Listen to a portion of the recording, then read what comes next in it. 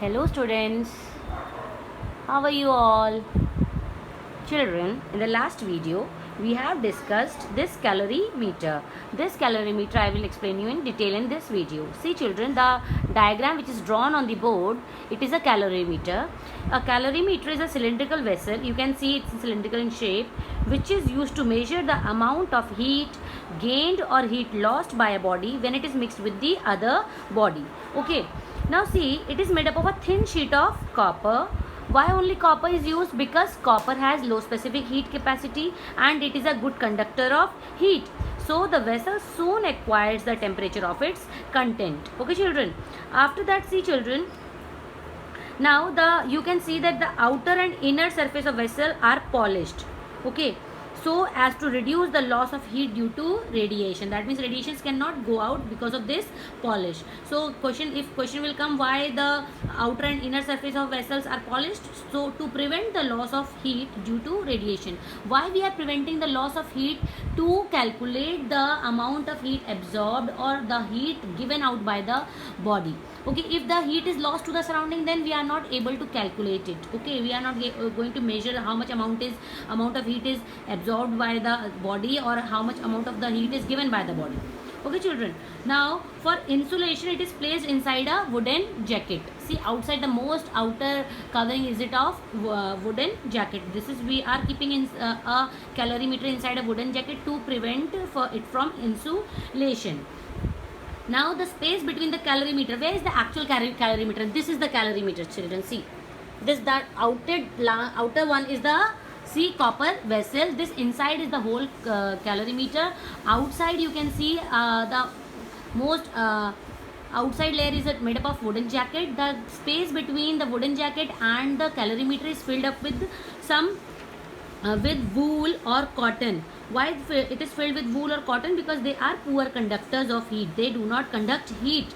So if they are not going to conduct the heat, so it will not reach up to the wooden jacket, and if it will not reach up to the wooden jacket, the heat will not go out of into the surroundings. Okay children, so the space between the calorimeter and the wooden jacket is filled with some poor conductors such as wool or cotton, etc., to avoid the heat loss by conduction.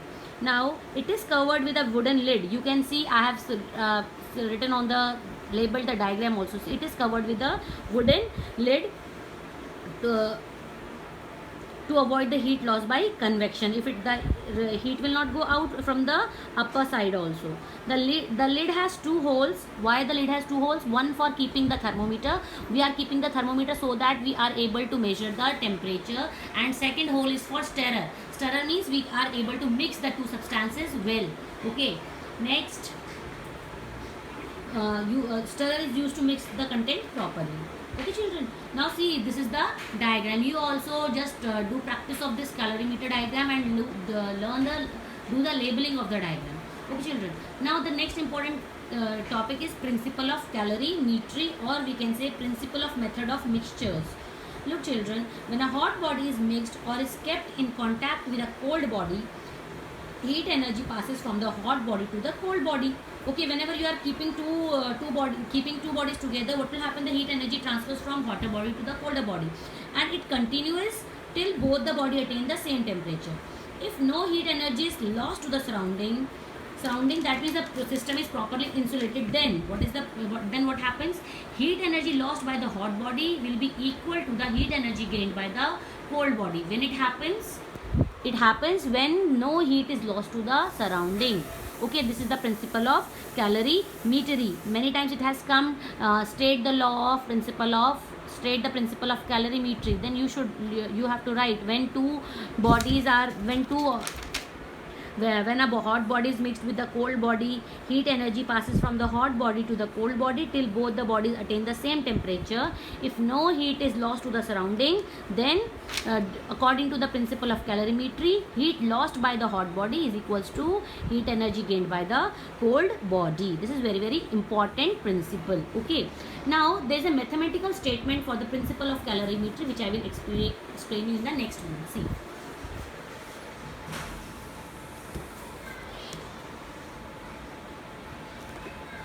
See, see children, this is the mathematical statement of principle of calorimetry. Okay, because of the space I have written everything in short. I will explain you, but okay, let there is a substance A whose mass is m1, its specific heat capacity is c1, and it is the body which is kept at a higher temperature. A is a body which is at a higher temperature and its temperature is T1.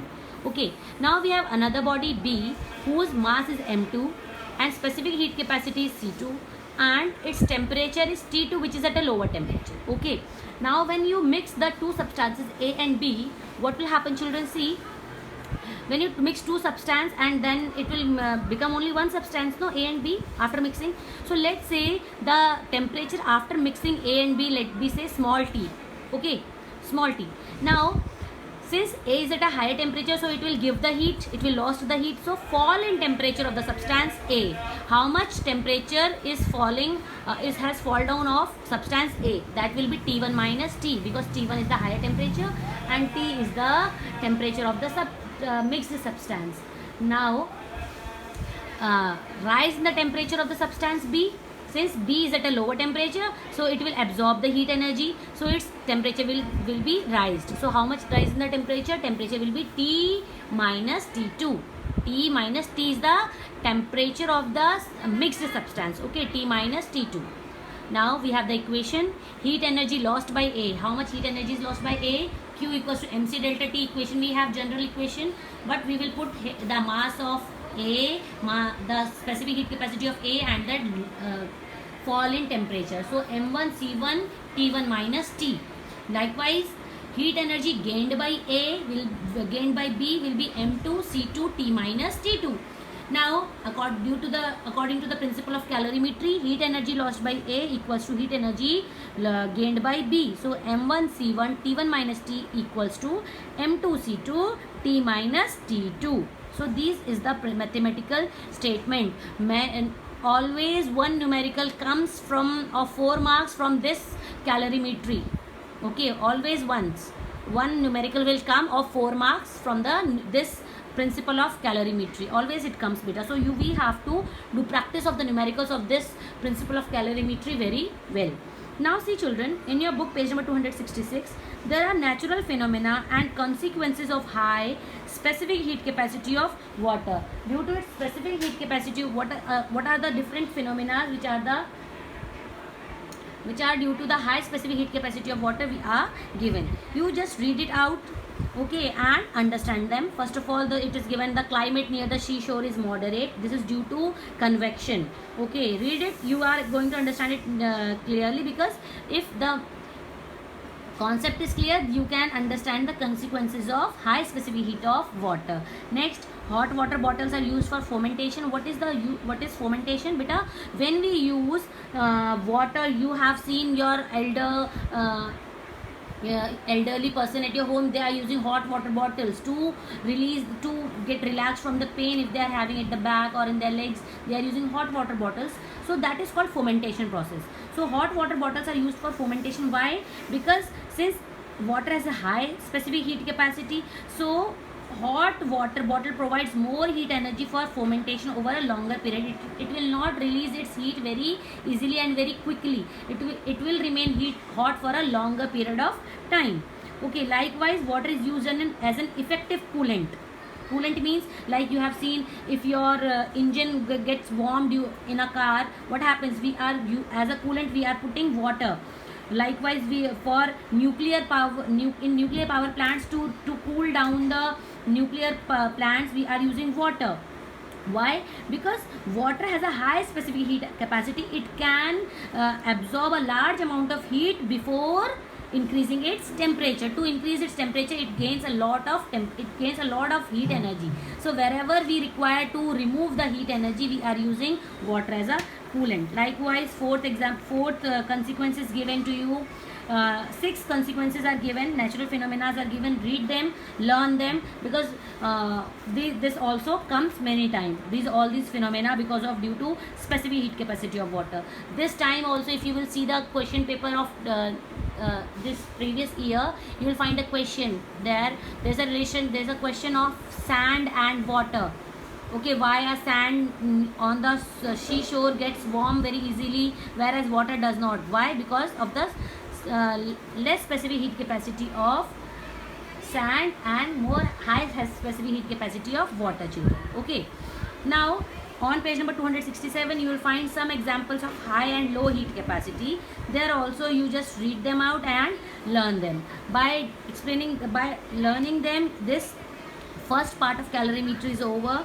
Next time in Zoom session, whenever we will have, I will ask the doubts and the numericals. Please solve all the solved numericals of this meter from page number 267 to 268 and 269, and find out the question answers of exercise 11A. Okay, children, and try to solve unsolved numericals also given on exercise 1A. In Zoom session, I will take only the doubts. If you will not have any doubts, beta, I will assume that you understood everything and you have done all the exercises. So it's good for you to read the chapter, solve the numericals. If you have a doubt, we will solve in the Zoom session. Okay, children, I hope you all will do this work. Thank you.